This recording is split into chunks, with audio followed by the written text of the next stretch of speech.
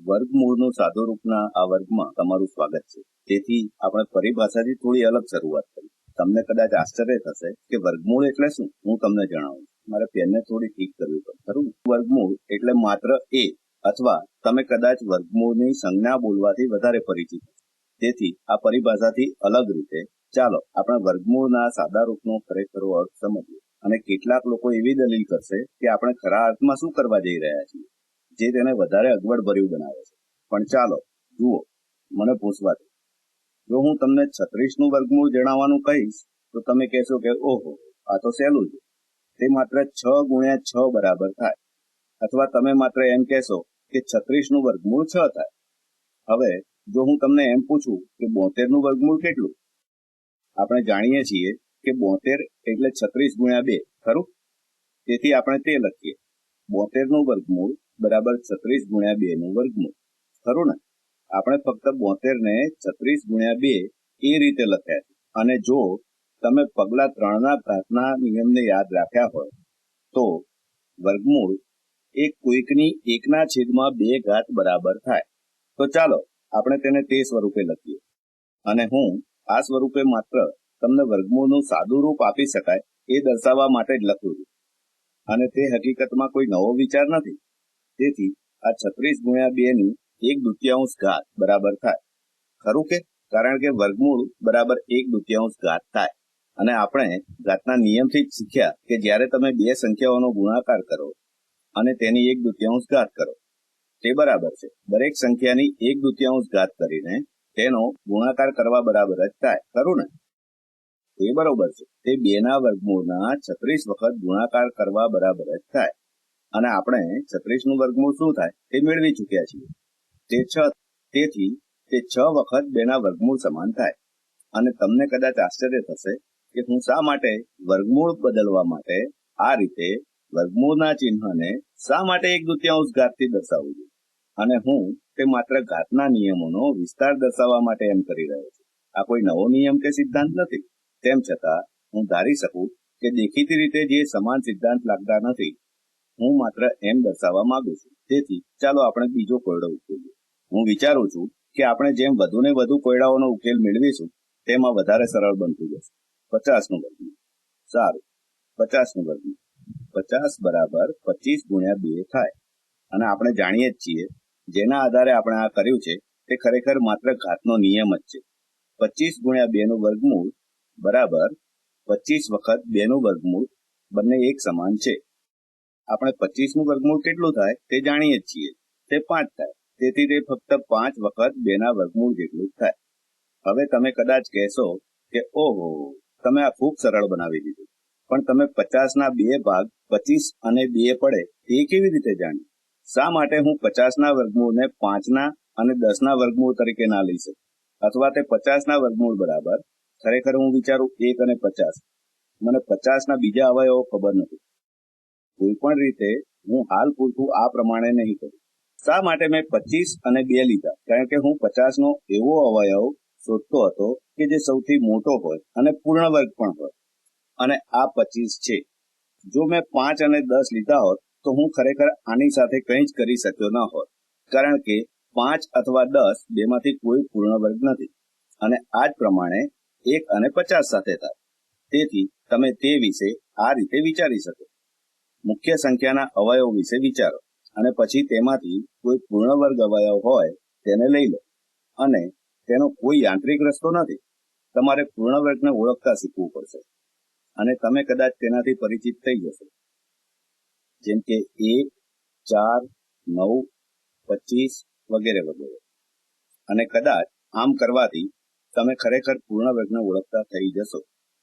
જો આવી પૂર્ણવર્ગ સંખ્યાઓમાંથી કોઈ સંખ્યા વર્ગમૂળના ચિહ્નની નીચેની સંખ્યાનો અવયવ હોય તો પછી તમે તેના અવયવ પાડશો અને પછી તમે તેને આ ચિહ્નની બહાર મૂકશો. આપણે ઉપરના કોયડામાં આ મુજબ જ કર્યું હતું.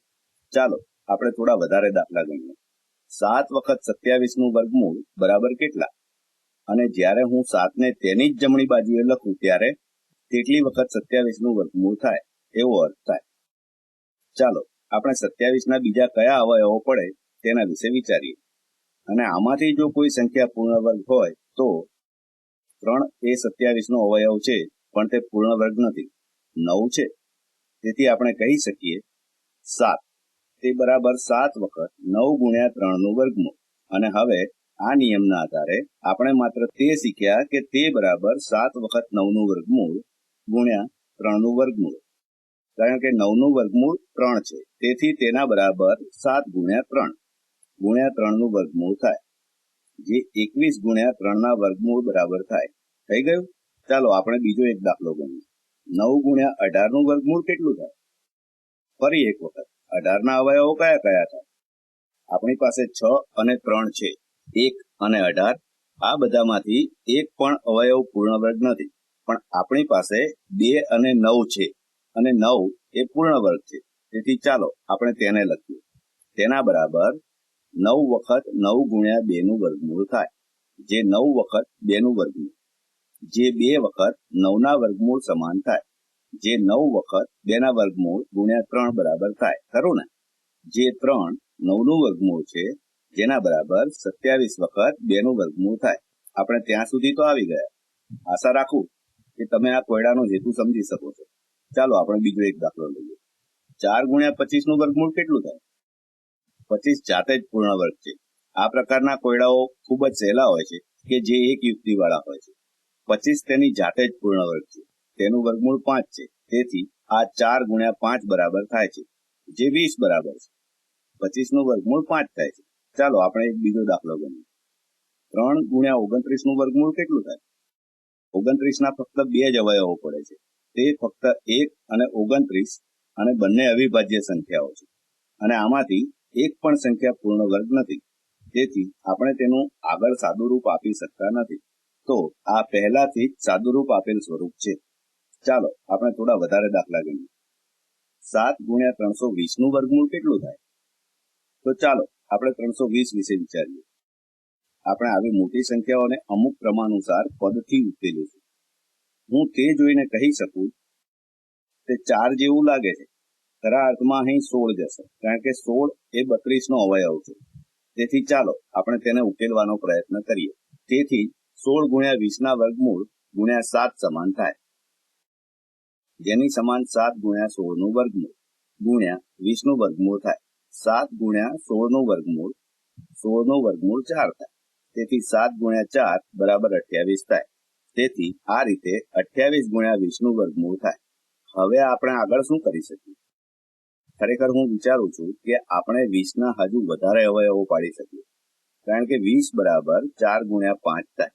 તેથી હું કહી શકું કે 28 ગુણ્યા 4 ગુણ્યા 5 નું વર્ગમૂળ બરાબર થાય 4 નું 2 થાય. તો તેને 2 ના વર્ગમૂળના ચિહ્નમાંથી બહાર લાવો, અને તે 56 ગુણ્યા 5 નું વર્ગમૂળ થશે. હું આશા રાખું છું કે તમે આ સમજી શકશો. અને આ એક ખૂબ જ સરળ પદ્ધતિ છે જે મેં અહીં કરી હતી.